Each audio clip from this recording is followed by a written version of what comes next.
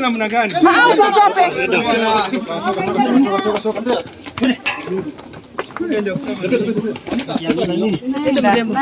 Naenda.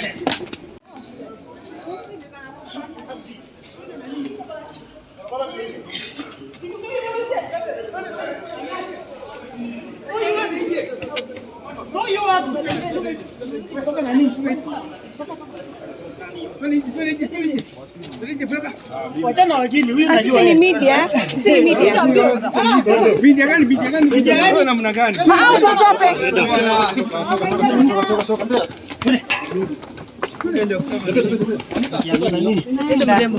Naenda. Na mpenzi mtazamaji, karibu sana katika channel yetu hii ambayo ni Mkenya TV. Iwapo kama bado hujasubscribe katika channel hii, zidi kusubscribe ili uweze kupata ufahamu wa matukio ambayo yanazidi kutendeka katika taifa letu la Kenya na viunga vyake.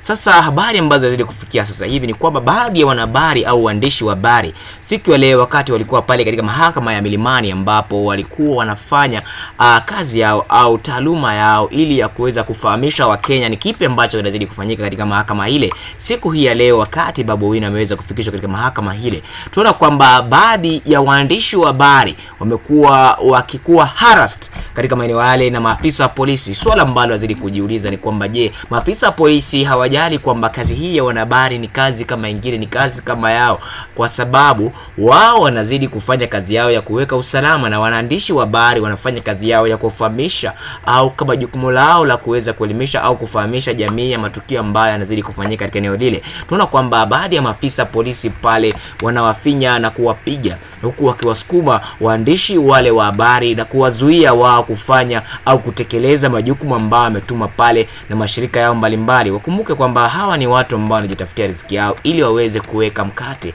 katika meza. Ni hayo tu kwa sasa, lakini zidi kusubscribe, kulike, na share na kucomment ujumbe ambao tunazidi kufikishia wakati huu. Ni hadi hayo mpaka wakati mwingine, kwa heri. Namna gani? Usichope.